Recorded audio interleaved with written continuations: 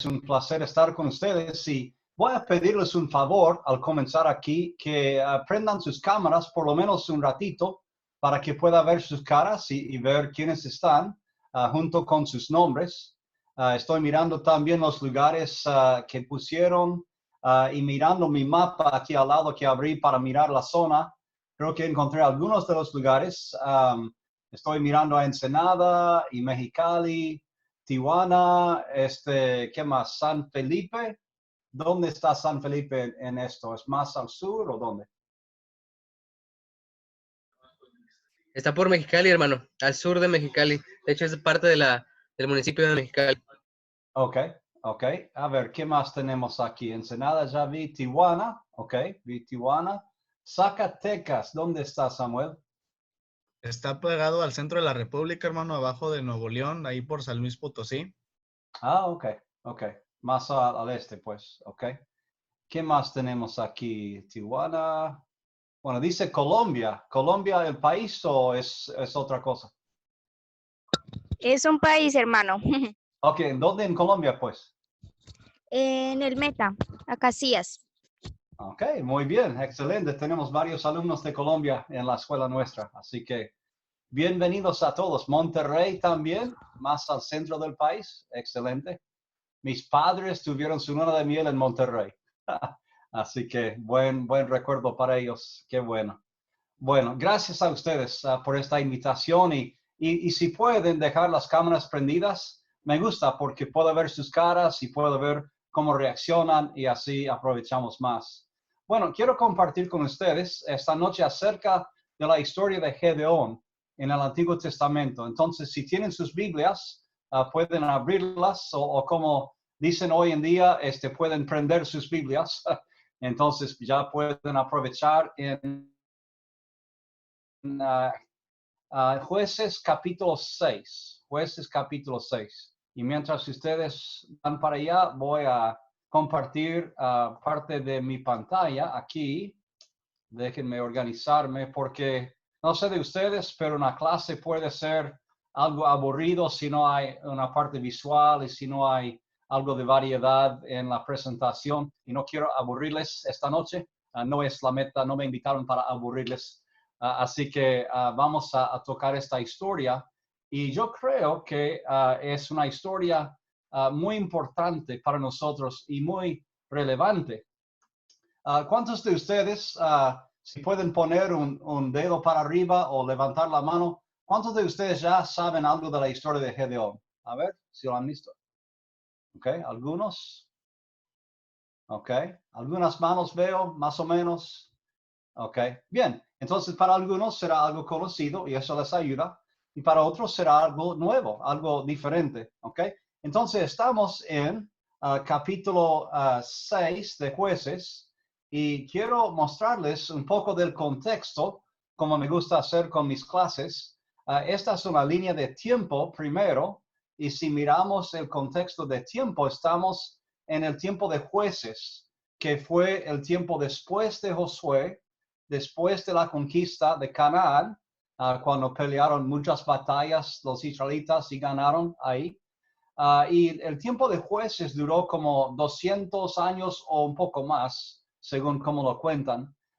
Y normalmente fue un tiempo de cosas bastante duras ahí. Estamos hablando de este mapa. Aquí ven la división de la nación en tribus. ¿Okay? Estos son todos nombres de las tribus de Israel. Y me imagino que ya saben muchos de estos nombres de memoria. Y el área donde estamos mirando hoy en día está aquí al norte, más o menos donde dice Neftalí. Es esa zona que estamos hablando esta noche. Y normalmente en Jueces había un ciclo de vida en estos 200 y pico de años. Normalmente la gente empezaba sirviendo a Dios fielmente, como dice en capítulo 2 aquí, como ven. Y después vino un tiempo cuando se alejaron de Dios y cayeron en pecado. Y después por eso Dios los entregó a otras naciones como Madián, Amón, Azor, etcétera, y otras ciudades, estados, y cayeron en opresión terrible. fueron matados, fueron maltratados, fueron robados o oprimidos, que duraba a veces por décadas esos tiempos. Y al final, pues, la gente que no aguantaba más ya clamaba a Dios y Dios llegó y les ayudó. Y la forma en que lo hizo fue darles un hombre o mujer, en el caso de Débora, y esa persona lideraba a la tribu y ya podían ya atacar a sus opresores y ya ganar y estar libres otra vez. Y duraba un tiempo eso, tal vez 10 años, 20, 40 años, y después caían otra vez. Entonces fue ese ciclo, y vemos ese ciclo en los primeros capítulos de Jueces, y llegamos pues a capítulo 6, ¿ok? Y yo voy a darles otra vez más contexto geográfico. Estamos en esta zona, ven aquí arriba a la derecha el mar de Galilea, y ven aquí el monte Tabor, ¿ok? Ven aquí otras ciudades del valle de Jezreel, ¿ok? Si estamos parados desde el monte Carmelo, donde estaba Elías con los profetas de Baal, esta es la vista. Y vemos Nazaret en la distancia aquí, donde creció Jesús, el monte Tabor, donde luchó Débora, donde tal vez Cristo fue transfigurado, un lugar posible. Y estamos hablando hoy del monte de Moré. Los eventos de Gedeón ocurren cerca del monte de Moré. Si nos acercamos un poco más, aquí vemos el valle de Jezreel y el monte de Moré aquí en la distancia, y hacemos un poco más zoom, y aquí estamos ya, el monte está un poco a la izquierda, y ya vemos un lugar que se llama Ain Jarob. Se parece a Herodes, pero no es otra cosa, y es una fuente ahí, fuente de Arob se llamaba, y es donde parte de esta historia de Gedeón ocurrió. Hoy en día es un parque nacional, y si pueden ir ahí, hay una pileta grande, hay bosques, hay flores. Hay aquí, en este lugar, una cueva que ven aquí, de donde sale la fuente. Ain en hebreo significa fuente. Entonces, si uno se acerca más, puede ver la fuente que estaba en los tiempos de Gedeón, y sale de aquí hacia un río pequeño, y así sale. Y este es el lugar que funcionaba como parte de la historia que vamos a leer en Gedeón, Jueces 6 y 7. Y algunos soldados de Israel una vez vinieron aquí para recrear parte de la historia de Gedeón, y así vemos que ellos están haciendo lo que los hombres en Jueces iban a hacer, ¿ok? Entonces, ya estamos en capítulo 6. El contexto aquí es que hay una opresión terrible por la nación de Madián, ¿ok? Y los madianitas son de Ismael, son enemigos, como Ismael fue enemigo de Isaac hace siglos, ¿ok? Ahora los ismaelitas, los madianitas, son enemigos de Israel otra vez, ¿ok? En esta historia.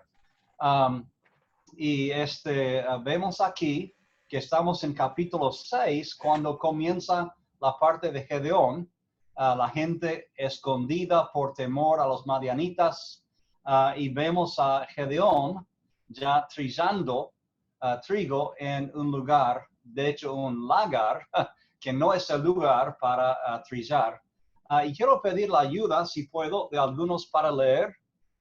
Sophie, ¿podría pedir que leas en capítulo 6, versículos 11 al 14, por favor? Y después podría pedir tal vez a Itzel. Itzel, ¿podrías leer de versículos 15 al 18 de capítulo 6 de Jueces? Y voy a pedir a Luis, si puedo, de San Felipe, que leas de versículos 36 al 40. ¿Ok? Todo de capítulo 6. ¿Puede ser? Ok, entonces comenzamos primero con Sophie, después Itzel y después Luis. Y vino el ángel de Jehová y se sentó debajo de la encina que está en Ofra, la cual era de Joas, Abieserita y su hijo Gedeón estaba sacudiendo el trigo en el lagar para esconderlo de los madianitas. Y el ángel de Jehová se le apareció y le dijo, Jehová está contigo, varón esforzado y valiente. Y Gedeón le respondió, Señor mío, si Jehová está con nosotros, ¿por qué no han sobrevenido todo esto? ¿Y dónde están todas sus maravillas que nuestros padres nos han contado diciendo? No, nos sacó Jehová de Egipto y ahora Jehová nos ha desamparado, nos ha entregado en manos de los madianitas. Y mirándole Jehová le dijo, ve con esta tu fuerza y salvar a Israel de la mano de los madianitas. ¿No te envío yo? Creo que Bien, ya. bien, Itzel. Entonces le respondió, Señor mío, ¿con qué salvaré yo a Israel? He aquí que mi familia es pobre en Manasés, y yo el menor de la casa de mis padres. Jehová le dijo, ciertamente yo estaré contigo, y derrotarás a los madianitas como a un solo hombre. Y él respondió, yo te ruego que si he hallado gracia delante de ti, me des señal de que tú has hablado conmigo. Te ruego que no te vayas de aquí hasta que vuelva a ti, y saque mi ofrenda y la ponga delante de ti. Y él respondió, yo esperaré hasta que vuelvas.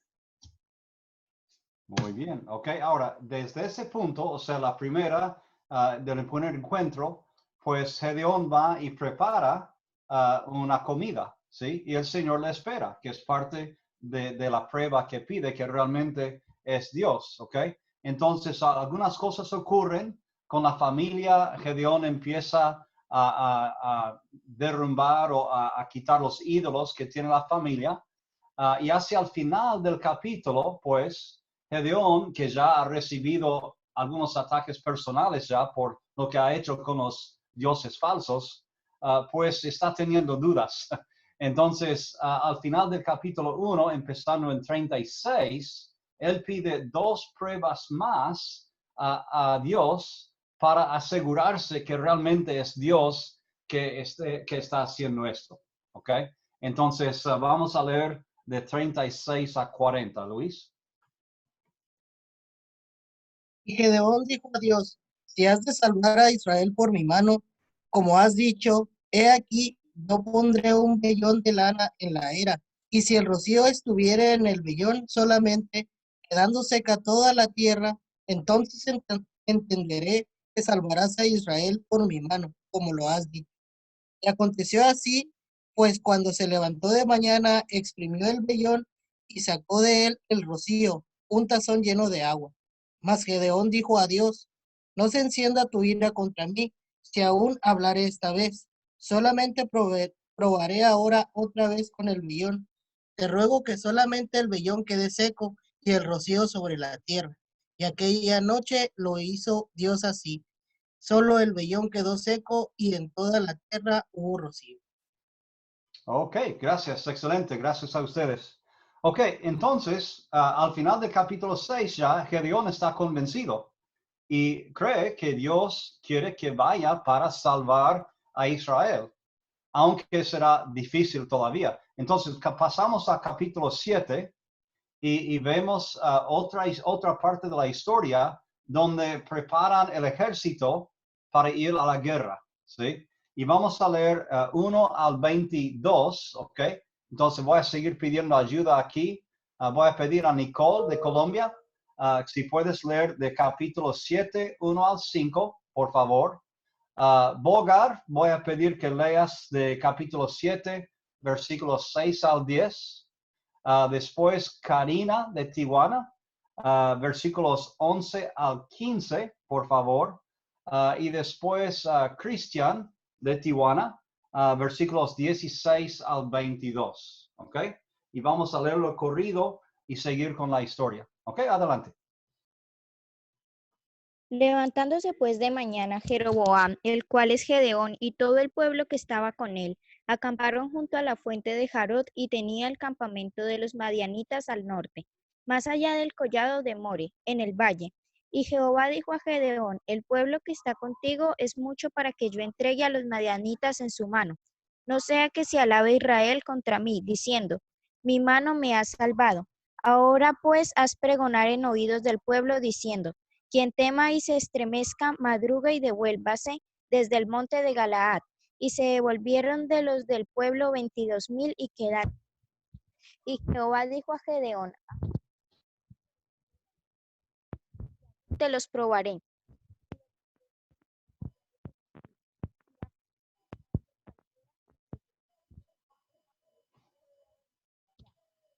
A ver, no escuchamos. Y Jehová dijo a Gedeón, cualquiera que lamiere las aguas con su lengua como lame el perro, a aquel podrás aparte. Asimismo, a cualquiera que se doblare sobre sus rodillas para beber. Bien, ok. Perdimos una parte, pero creo que pudimos seguir eso. Ok, 6 al 10, por favor, Bogart. Y fue el número de los que lamieron las aguas, llegándola con la mano a la boca 300 hombres, y todo el resto del pueblo se dobló sobre sus rodillas para beber las aguas. Entonces Jehová dijo a Gedeón, con estos 300 hombres que lamieron el agua, os salvaré y entregaré a los madianitas en tus manos. Váyase toda la gente, cada uno a su lugar. Y tomada provisión para el pueblo en sus manos, y sus bocinas, envió a todos los israelitas, cada uno a su tienda, y retuvo a aquellos 300 hombres, y tenía el campo de Madián abajo en el valle. Y aconteció que aquella noche Jehová le dijo, levántate y desciende al campo, porque yo lo he entregado en tus manos. Y si tienes temor de descender, baja tú con Fara, tu criado, al campo. Un poco más. No. ¿Más? No, está bien. 11 al 15, después.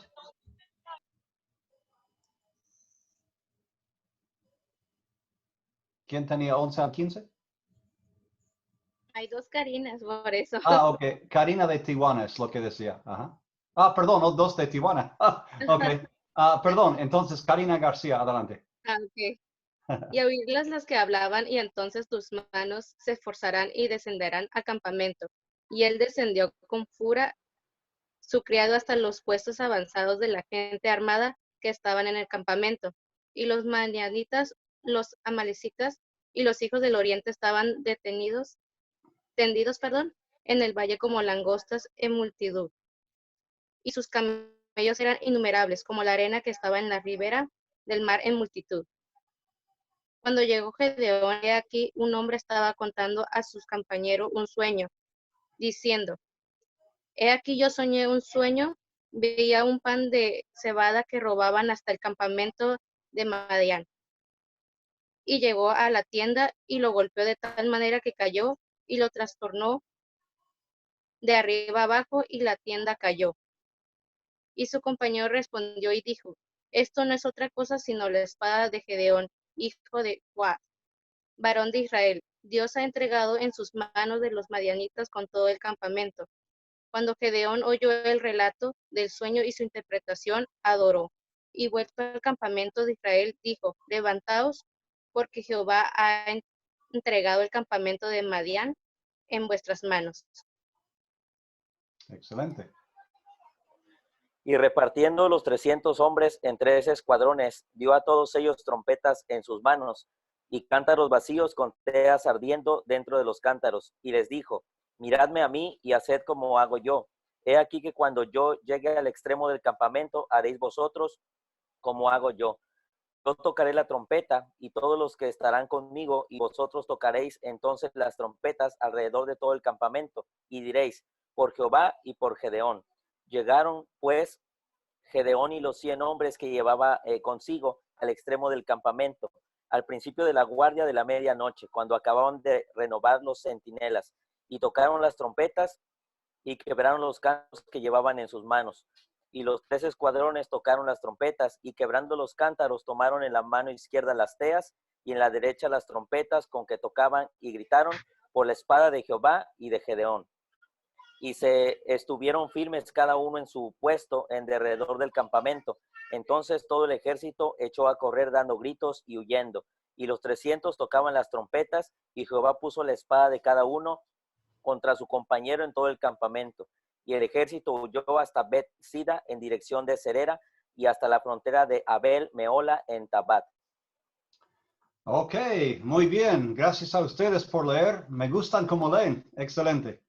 Bueno, ¿qué opinan hasta ahora de la historia? ¿Qué es lo que les llama la atención? ¿Qué les parece raro o interesante, diferente? Pueden ponerlo en el chat o pueden decirlo en voz alta. La forma en la que fueron obligados a tomar agua, hermano. Como dice que cualquiera que la mire las aguas con su lengua como lame al perro. O sea, esa comparativa, ese modo figurativo que utiliza. Sí. Y es gracioso para mí esa parte, ¿no? Porque llegan con 32,000 y piensa Gedeón, wow, estos no son suficientes para esa multitud de Madián, y de repente Dios dice, tienes demasiados. Anuncia que si algunos están con temor, pues que se vayan a casa, y 22,000 se van para casa, y 10,000, no, todavía son demasiados, y entonces que tomen el agua y así se queda con 300, que es un chiste, no es un ejército, para que ellos sepan que Dios es el que va a darles la victoria. Es interesante el proceso de elegir, que jamás hubiéramos elegido nosotros. ¿Ok? ¿Qué más? Adelante, Luis Ángel, levantaste la mano. A mí se me hace curioso de que muchas veces no creemos historias que están en la Biblia y recordándome a los 300, pues me estaba acordando de esta famosa película, ¿no? Los 300 espartanos, que no podemos creer que 300 personas hayan combatido contra 1 millar de soldados. Creemos en la película, pero no creemos. Y sin embargo, aquí podemos ver la gran, no sé si sea coincidencia o que alguien estaba pensando y leyó este versículo y dijo, son 300 contra una multitud. No, vamos a hacerlo una buena película. Pero se me hace muy, muy interesante este punto de que solo 300 soldados contra todo un ejército. Ok, gracias, hermano. Excelente. ¿Qué más?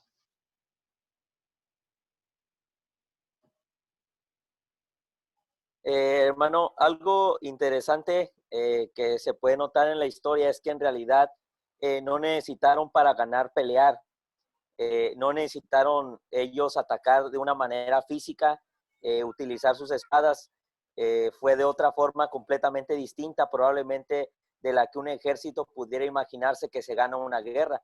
Entonces creo que eso enseña bastante, pudieran hacerse muchas buenas aplicaciones para nosotros en nuestra vida cristiana, cómo podemos vencer sin vencer como lo hace normalmente una persona o el mundo, ¿verdad?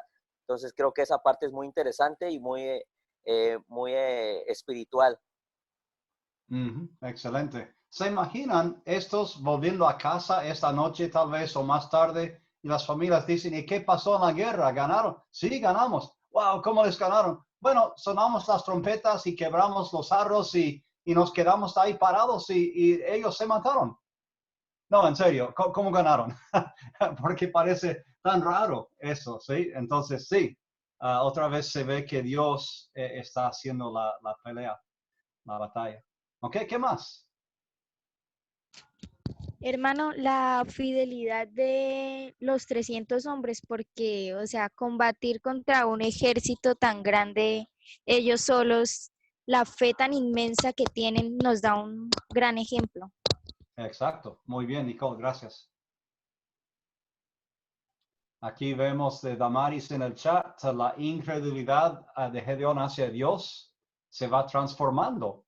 Y así es, y Gedeón al final del capítulo 8 es un líder espectacular, con mucha confianza y mucho éxito, ¿sí? Entonces él empieza a confiar en Dios. De hecho, al final de la historia, confía un poco demasiado en sí mismo también, pero es increíble cómo se transforma. ¿Ok? Ahora, quiero mostrarles algunas cosas aquí. Ya después de capítulo 7, de este punto, Gedeón y sus hombres persiguen a los madianitas. En capítulo 8 vemos la victoria final sobre ellos en la historia. quiero volver un poco a capítulo 6 para destacar algunas cosas. Por ejemplo, en amarillo tenemos las palabras de Dios y en blanco tenemos las de Gedeón, ¿ok?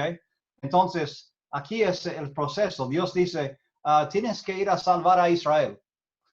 Qué ridículo, ¿sí? Y él dice, ¿cómo puedo si soy el más débil de mi familia? Y mi familia la más débil de la tribu.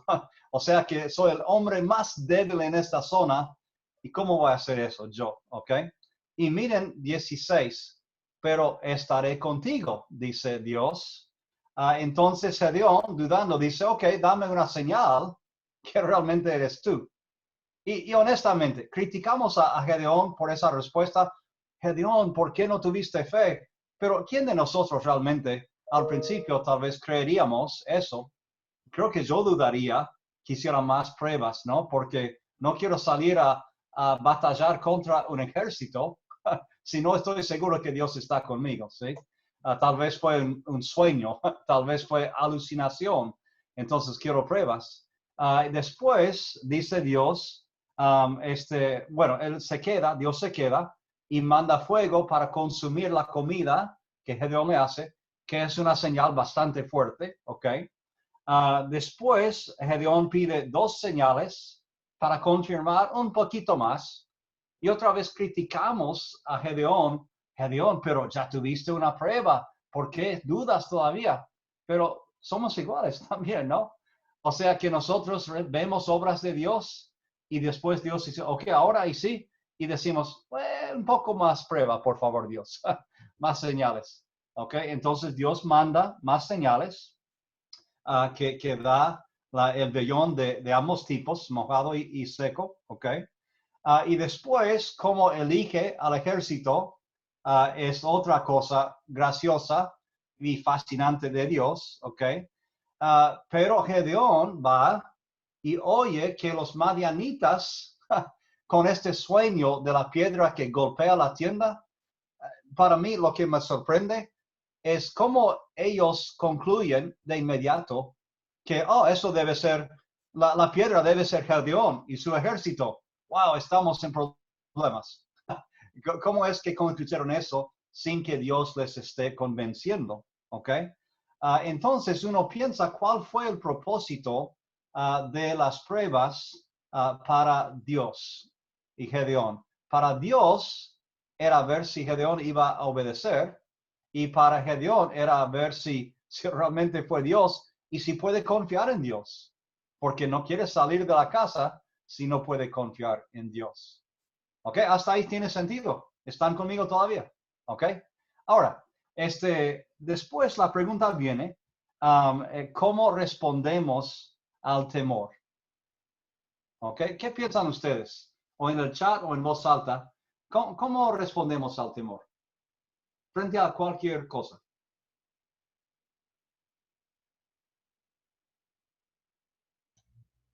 Dudosos. Puede ser dudosos, ¿ok? De una manera temerosa, desconfiada, inseguros de nosotros mismos porque no sabemos qué es lo que puede pasar o qué es lo que nos puede pasar a nosotros.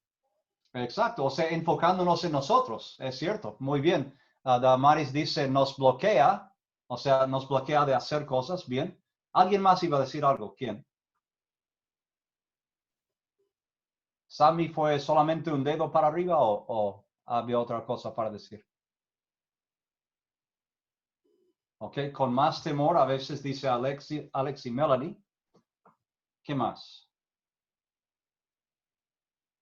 ¿Sí? Criticamos a Gedeón, ¿sí? Pero ¿quiénes somos nosotros? Nosotros tememos también. Y como dice Bogar, muchas veces es porque nos enfocamos en nosotros. Quiero que vayan a versículo 14 otra vez, ¿ok? Para mí es la clave de toda esta historia. ¿Ok? Vayan, si ya estaban en 7, vuelven a capítulo 6, versículo 14, ¿ok? Entonces dice, ve con esta tu fuerza y salvarás a Israel de la mano de los madianitas. ve con esta tu fuerza. ¿Ok? Creo que esa es la clave. Gedeón está pensando, la fuerza que tengo es mi fuerza y no es fuerza. ¿Sí? Entonces, por eso tiene temor. Dios está diciéndole y tratando de mostrarle en lo que sigue, tu fuerza no es tuya, vas con mi fuerza. ¿Sí? Ve con tu fuerza y tu fuerza soy yo. Yo soy tu fuerza. Y con esa fuerza sí vencerás a los madianitas. ¿Sí? Creo que ese es el problema. Y esto ocurrió con Moisés también, ¿no? Cuando ponía excusas en la zarza ardiente. Es que siempre que Dios le pedía algo, él miraba a sí mismo y decía, pero yo no puedo hacer nada. Yo no soy nadie. Yo no puedo hablar. Y Gedeón, yo soy el más débil. Todos me odian. O sea que mirándose a sí mismo, y Dios dice, cada vez, Dios responde, no, necesitas mirarme a mí y yo estaré contigo. ¿Ok? Es interesante, por lo menos 69 veces en la Biblia, la frase no temas viene. ¿Ok? Y normalmente el motivo por esto, cuando Dios dice no temas, normalmente lo que sigue es porque yo estaré contigo o porque yo haré tal cosa, yo te daré tal fuerza. ¿Sí? Entonces, no temas porque tenemos a Dios con nosotros. De alguna forma se va a manifestar. ¿Ok?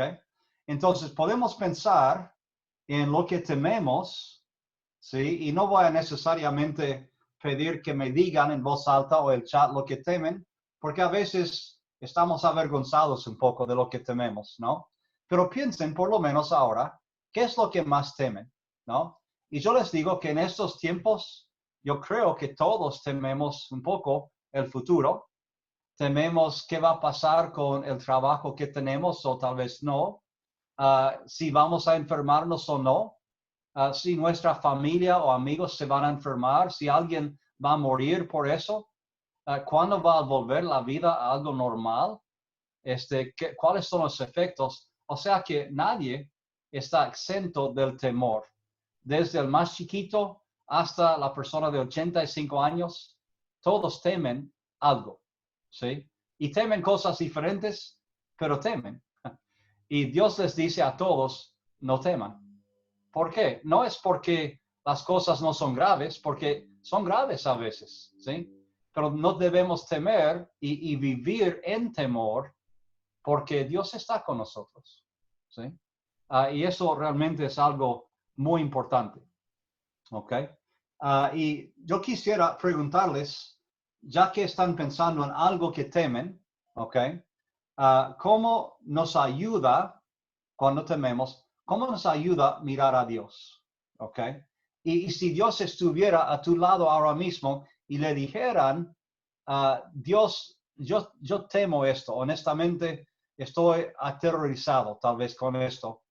Entonces, ¿qué va a decir Dios a ustedes enfrentando ese temor? Porque Dios tiene la respuesta para nuestra situación, la que sea, ¿sí? Pero debemos confiar en Él porque así hizo Gedeón y hubo resultados espectaculares. ¿Okay? Hay cosas que deberíamos temer cuando la Biblia dice cuando desobedecemos a Dios, eso sí es para temer, pero estamos ya temiendo a Dios. O cuando ignoramos la palabra de Dios y sus principios, no hablo de no leer la Biblia todos los días. Cuando la Biblia no tiene ninguna autoridad en nuestras vidas, no vivimos para nada según los principios, pues ahí es motivo de temor. O cuando confiamos en nosotros o en alguien más o las cosas o el dinero, eso sí es cuando podemos entrar en temor con razón, porque ya hemos dejado de confiar en Dios. ¿Ok? Entonces, es algo serio eso. Entonces, Gedeón en esta historia arriesga todo. Arriesga la ira de su familia, arriesga ser atacado por los enemigos, la crítica de otras tribus, sus soldados, los desafíos, los peligros de la guerra. Él arriesga todo eso y al final gana la batalla. ¿Sí? Y mi pregunta es, ¿qué estamos haciendo que solo podemos hacer con la ayuda de Dios, con fe? ¿Ok? Y realmente pensar que si no estamos haciendo nada por fe, que requiere el poder de Dios, ¿qué estamos perdiendo? Miren a Gedeón. Si él se quedara en casa, miren todo lo que hubiera perdido Gedeón. ¿Sí? Pero él salió de la casa y él ganó grandes victorias. Y si no estamos haciendo nada por fe, pues podemos agradarle a Dios. Si no hay nada en la vida que hacemos porque no tenemos fe, pues dice Hebreos 11:6 que no agradamos a Dios. Entonces, en la vida cristiana, Dios quiere que arriesguemos. Él quiere que pongamos nuestra fe en Él. Si Él nos asigna una tarea demasiado grande para nosotros, le encanta cuando respondemos, sí, voy a confiar en ti. Y Dios dice, miren lo que va a hacer con ustedes. ¿Ok? Y yo les digo que Dios ha hecho esto en mi vida. ¿Ok? Les cuento brevemente y aquí termino. Que originalmente, cuando el Instituto de IBITS, el Instituto de Texas, cuando comenzamos en 2003, yo tenía un buen trabajo como ministro en Houston, trabajaba con la iglesia, estaba contento, pero empezó esta idea que la gente empezó a poner, necesitamos un instituto para entrenar a personas. Y realmente al principio no quise prestar mucha atención, porque ya tenía mi vida como organizada. Estaba a favor de la idea, pero que otra persona la hiciera. ¿Sí? Pero cada vez que quería deshacerme de la idea, Dios pues devolvía la idea y la ponía frente a mí en la mesa, ¿no? Y finalmente empezamos a planear abrir un instituto. Y la meta original de eso fue para la ciudad de Houston y fue para 5 hombres para entrenarse para plantar 5 iglesias en Houston. Nada más, esa fue la meta. Y para nosotros eso fue una meta muy grande y la fue, ¿sí? Pero miren que 15 años después, realmente 17 años después del primer día, Dios tomó nuestra pequeña fe y nuestra pequeña respuesta a esa propuesta, ¿sí? Y después dio muchos resultados. Aquí ya hemos tenido más de 18,000 alumnos en estos años, desde que comenzamos tiempo completo. Ya tenemos clases en 3 formatos y Zoom es una de las cosas que aprendimos a hacer hace 3 años. Hemos grabado todos los cursos y están disponibles para todo el mundo. Hemos tenido más de 4,400 bautismos en los lugares donde ayudamos a entrenar a las personas y obviamente Dios y las personas en los lugares han hecho ese trabajo, pero ayudamos algo. Se han plantado 62 nuevas iglesias.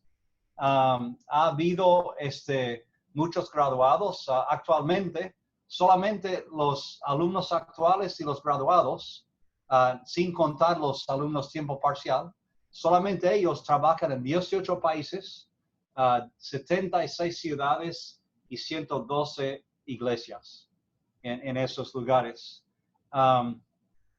Entonces, es increíble. Y realmente no podemos tomar nada del crédito por esto, porque no tuvimos ni soñamos con esto. Fue demasiado grande el alcance de esto.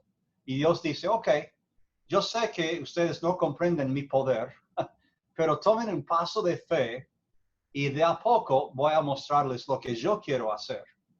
Y eso es lo que hicimos. Tomábamos un paso a la vez y cuando Dios abrió una puerta, tratamos de obedecer y seguir y a veces fracasamos y a veces no entendíamos o éramos lentos, pero ya 15 años después, Dios ha hecho maravillas y esto es solamente un proyecto, ¿no? Y mi pregunta para ustedes, para terminar hoy, es si ustedes son mucho más preparados que Gedeón, más inteligentes, con más talento, más fuerza, me imagino, son líderes en sus grupos de amigos, sus iglesias. Si Dios pudo hacer tanto con Gedeón, ¿qué puede hacer con ustedes? ¿Sí? Él puede hacer cosas que ni sueñan en este momento. Y va a hacerlo, si ustedes tienen fe, no hay límite de lo que Dios puede hacer a través de ustedes. Bueno, gracias por su atención. Que el Señor los bendiga.